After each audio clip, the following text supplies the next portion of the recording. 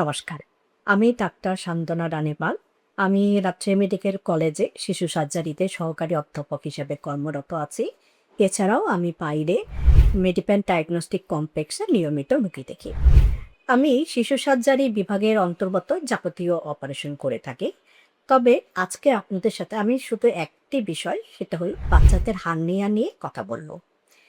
অনেক সময় বাচ্চারা জন্মের পর এমনকি জন্মগতভাবেও হার্নিয়া নিয়ে জন্মগ্রহণ করে। এটা যে শুধু বড়দের হয় তা না, বললামই আপনাদের যে বাচ্চারা জন্মগতভাবেও আক্রান্ত হতে পারে।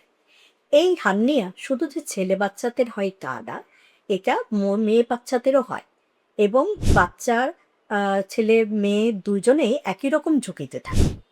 কারণ হচ্ছে বাচ্চার একবার হার্নিয়া হলে পরে এটা অনেক সময় বাচ্চাদের এই হার্নিয়ার ভিতরে যে নাড়িগুলো থাকে সেগুলো রক্ত চলাচল বন্ধ হয়ে যেতে পারে।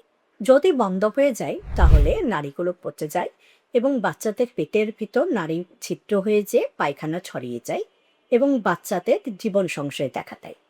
এই কারণে আমাদের বক্তব্য হচ্ছে বাচ্চাদের হার্নিয়া নির্ণয় হওয়ার সাথে সাথে যত তাড়াতাড়ি সম্ভব বাচ্চাদের অপারেশন করে ফেলতে হবে, যার ফলে বাচ্চারা একটি ঝুঁকিমুক্ত হিসেবে এই অপারেশনে যেতে পারবে এবং সেখান থেকে তারা রিকভারি হয়ে ফিরে আসতে পারবে।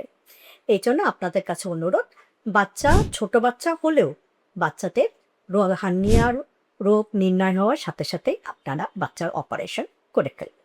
ধন্যবাদ।